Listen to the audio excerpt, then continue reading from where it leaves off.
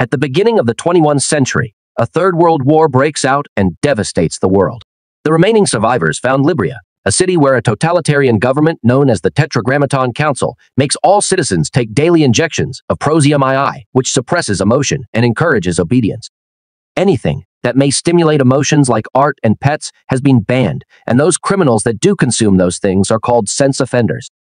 If they get caught, they're put to death because the council claims those who feel are the cause of all wars. To make sure that everyone follows these laws, the council formed a group of well-trained warriors known as clerics who fight using the martial art of gun kata. Outside the city, there's an abandoned area called the Nether where most of the illegal activity happens.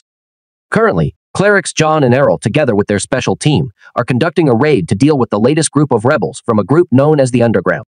The team discovers that a bunch of rebels are barricading themselves inside a building, so while they engage in a gunfight outside, John goes inside first with guns in both his hands. He breaks down the door and just waits there in the darkness.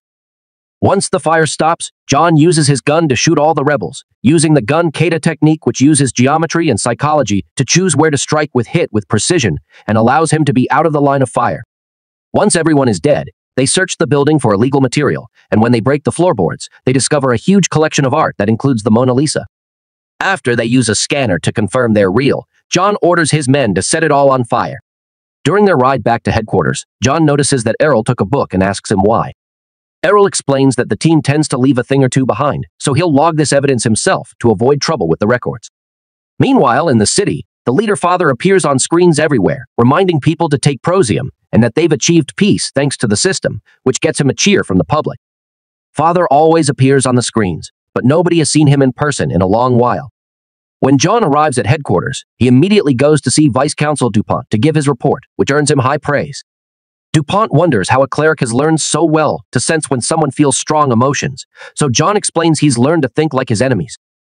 Then Dupont asks him about his family, and John very coldly tells him that his wife was arrested and incinerated for being a sense offender some years ago. Dupont scolds him for it, saying a cleric should be able to tell his own wife is a criminal. Afterward, John looks at a recording of the car and notices Errol acting suspiciously. He goes to look at the records and discovers Errol hasn't been logging any kind of evidence for weeks, including today's book. He decides to return to the Nether to look for him and finds him reading the book inside an abandoned church. When John confronts him, Errol laments that people have lost everything that makes them human, and when John points out that there is no war or murder now, Errol admits that he'd gladly pay the price to make humans feel emotions again. Then Errol tries to reach for his gun, but John is faster and kills him first. Before leaving, he covers Errol's face with the book. Afterward, John meets Brandt, who will replace Errol as his partner and expresses his hopes to become as good as John. When John goes home, his son Robbie tells him that he saw a boy crying earlier and wonders if he should inform the authorities, so John says he should. Although they're father and son, Robbie calls John by his name instead of Dad. Later in the evening, a sleeping John dreams of the day his wife was arrested. When the officers stormed into his house, John quickly disarmed two of them, but he stopped fighting as soon as they told him his wife was a sense offender. On her way out, his wife kissed him and asked him not to forget her while their two kids watched. The next morning, while getting ready, John accidentally drops his vial of Prosium on the floor, and it breaks. When Robbie notices this, he reminds his father to stop by the Equilibrium Center to get a replacement. However, when John arrives at the center, he discovers that it's temporarily closed because of terrorist activity and that people must go to the center in another sector to get their supply. At that moment, Brandt comes to pick him up for a mission, so John decides to go with him without telling him about his lack of today's Prosium. Then John and Brandt go to see a woman named Mary and raid her house. John pushes Mary against the mirror, but he freezes when he's reminded of his wife. Luckily, he recovers fast, and after Brandt destroys the mirror because of its artistic frame, the officers demolish a wall to find a room filled with illegal objects. A desperate Mary takes a gun from an officer and aims it at John, so Brandt tries to shoot her. However, John stops him, saying they can use her to get information about the underground. Afterward, Mary is taken to headquarters for interrogation. John asks her about the other rebels, but Mary ignores the questions and instead asks John about his purpose for living.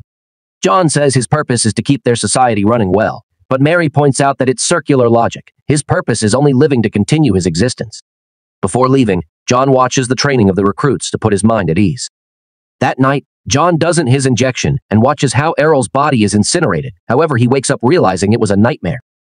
Feeling strange, he runs to the window and peels away the tint on the glass, allowing him to watch the sunrise for the first time. Such a beautiful sight makes him feel lots of emotions like awe, and when he realizes this, he rushes to the bathroom to grab the syringe gun. However, he can't bring himself to get the injection again. Then John leaves for work, but before entering headquarters, he drops a bunch of prosium vials on the ground to destroy them. He also takes off his glove and brushes his hand against another person's just to know how it feels. In the office, he notices all desks are exactly the same and starts rearranging his things. Brant sees this and asks him what's going on, but John tells him that he's just optimizing his space. Their next mission is to go after some sex offenders in the Nether. As they raid the place, the officers get stuck in a vicious gunfight against the rebels.